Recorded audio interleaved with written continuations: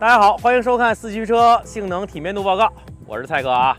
今天跟我搭档的是斯巴鲁森林人，这是2022款的。为什么今天弄了一个纯燃油的斯巴鲁呢？这其实啊，一是情怀，二呢也是欠粉丝的一个承诺。大概在18年我拍 SUV 完全购车手册的时候呢，那会儿后台就老有人说，哎，你测测斯巴鲁，测测斯巴鲁。后来等我真的借到斯巴鲁的时候，我那场地啊就被拆迁了。水平对置发动机 X-Mode 四驱系统，这应该代表了日系城市 SUV 非常高的一个底盘水准了。表现怎么样呢？整活吧。大家现在看到的节目呢，是我们夏天录制的，一直没来得及发，也算是压箱底了。虽然斯巴鲁森林人现在销量并不是很高，但它依然是很多人的情怀车。我们这次做测试呢，也是为了这份情怀。选好越野模式后，首先是由5个炮弹坑组成的门票级考验。轮胎空转打滑时，限滑表现可以说很一般，但完成门票难度对他来说应该也不算什么挑战。又到交叉轴看尾门门缝的位置了，关上门可以看到啊，左右差别并不大。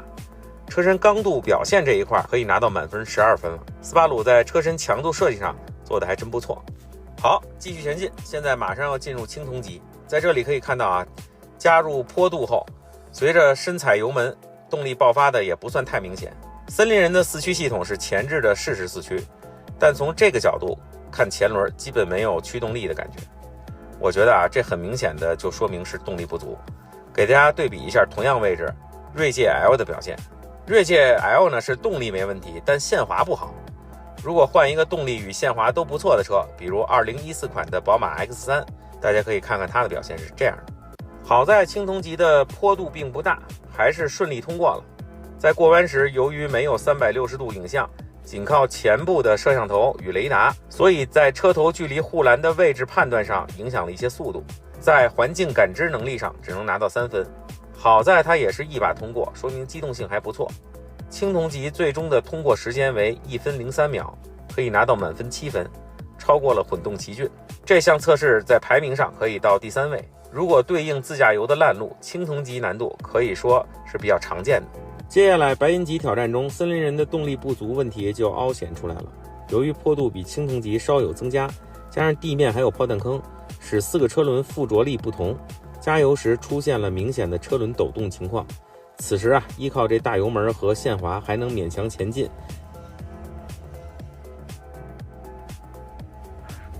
但在坡顶处可以看到啊，虽然打滑车轮依然有限滑，可因分配到后桥的驱动力不足，车子无法完成白银级最后的交叉轴攀爬。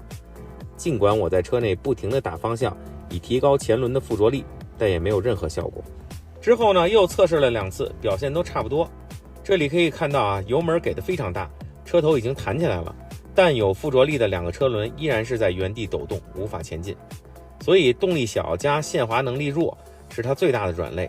至于动力小的原因是发动机太弱呢，还是 CVT 变速箱的原罪？我知道啊，这评论区里都是懂车的朋友，交给你们评判吧。所以按照我们的评分标准，四驱动力分配可以拿到满分5分， TCS 限滑能力可以拿到4分。可靠性上我们这么造，车子都没有出现任何故障，也没有出现任何高温的情况，可以给到满分10分。攀爬能力由于没有登上白银级，只有青铜级的0.5分。最终在机场坡的测试环节中，这台斯巴鲁森林人的总成绩为41.5分，最终还是跟奇骏就伴了，也挺好。这是日本兄弟嘛。当然我也非常期待啊，荣放的那个矢量四驱是不是有机会也来试试啊？以后找来车给大家对比一下，看看有什么差别。好，下面咱们去陡坡缓降试试。陡坡缓降测试中，斯巴鲁森林人成为了目前为止唯一的特例。这台车有陡坡缓降功能，但它也是唯一一台无法开上陡坡缓降测试平台的车。因为想要开上陡坡缓降测试平台，先要爬一个小坡，但即便是冲也冲不上去。这也再次体现出它动力弱的特点，所以我们无法得知它这项功能是否好用，或者说是否可用。尽管这项测试无法完成，但因其有此功能，可以得到1分。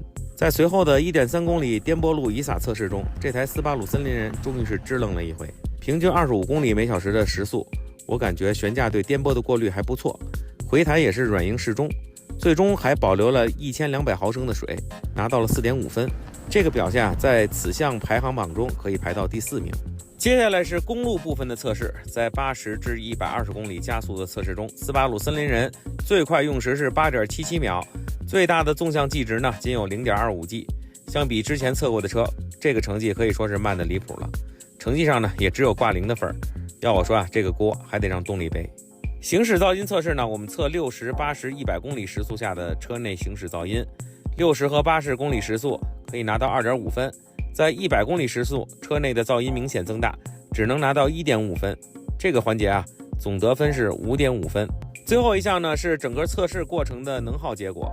测试当天呢，一共行驶了214公里，其中包含80%的高速、19%的城市路况、1%的场地测试路况。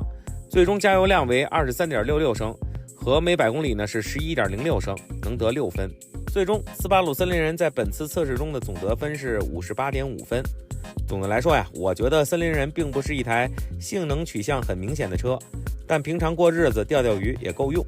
尤其它的驾驶视野我真的很喜欢，因为很开阔，开着它享受电影《非诚勿扰》那样的慢节奏人生，岂不妙哉？其实一台燃用车啊，真的没有什么要去表达的。我只觉得，如果这个年代还特别支持斯巴鲁的朋友，你真的为你这份支持啊，我就去买这台车也是值得的，因为情怀无价嘛，对吧？我们真的等有一天它出了纯电的车型了，可能也不是这个味道了。所以珍惜当下吧。要我说，这是一个最好的时代，既有纯油，也有混动，还有纯电，既有 AT， 也有 CVT， 还有电机，对吧？当然还有双离合啊，挺好。那今天这集斯巴鲁的评测就到这儿了，我终于还了我对粉丝的愿。你们想看什么车？欢迎给我留言，我们下期再见。截止本集四驱车性能体面度报告的第1季就结束了。这一季我们测试了以新能源为主的很多车，这些测试对我们完善评分体系与平均性能的摸底有很大帮助。接下来我们将展开更有针对性的测试内容。目前正在拍摄中的是魏小李新老车性能差距对比，欢迎大家持续关注。